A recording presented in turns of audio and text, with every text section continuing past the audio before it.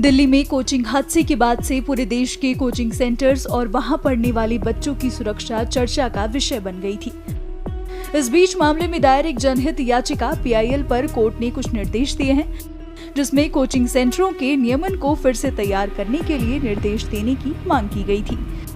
वकील ने इस संबंध में क्या जानकारी दी है, सुनिए। देखिए, आज मेरी जो पिटीशन थी वो पिछली जो मेरी पिटीशन थी कुटुंब versus government of university of Delhi, जिसमें जो इरेगुलर कोचिंग सेंटर चल रहे थे और 3 बच्चों की जो जान गई थी, उसमें ऑनरेबल कोर्ट ने जो 3 हाई लेवल कमेटी बनाई थी और जांच सीबीआई को ट्रांसफर कर दी। तो उसके कंटिन्यूएशन में, क्योंकि इसका जो रूट कॉज ये है कि जो कोचिंग इंस्टीट्यूट कोचिंग माफिया की तरह काम कर रहे हैं और जिस तरीके से बच्चों पर एक प्रेशर पड़ रहा है, ऐसा मीडिया रिपोर्ट में मैंने देखा कि कई सारे लोग इस इंसिडेंट्स के बाद भी कई सारे बच्चों की डेथ हुई थी।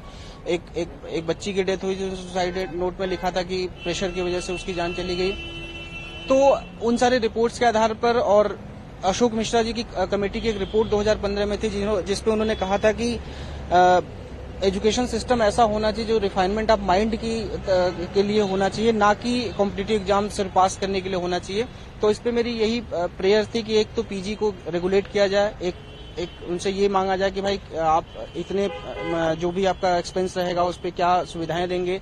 कोचिंग इंस्टीट्यूट को रेगुलेशन किया जाए। हालांकि कोचिंग इंस्टीट्यूट रेगुलेट के लिए एक गाइडलाइन थी, लेकिन गाइडलाइन का फॉलो नहीं हो रहा था।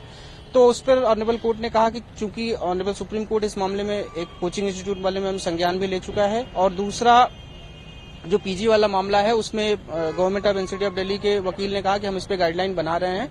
ऑनरेबल कोर्ट ने कहा कि आप इनको रिप्रेजेंटेशन दीजिए, अगर वो बना रहे हैं गाइडलाइन, आपके कुछ सजेशन है तो आप उनको दे सकते हैं, और वो गाइडलाइन बना रहे हैं तो वो गाइडलाइन के साथ आएंगे। दिल्ली के ओल्ड राजेंद्र नगर स्थित राउ साइज कोचिंग सेंटर के बेसमेंट में मौजूद लाइब्रेरी में पढ़ रहे छात्रों के लिए 27 जुलाई की तारीख काल बनकर आई थी, जिसमें छात्रों ने अपने साथी छात्रों को गंवा दिया था, जिसको लेकर उस दौरान छात्रों का भयंकर गुस्सा देखने को मिला था।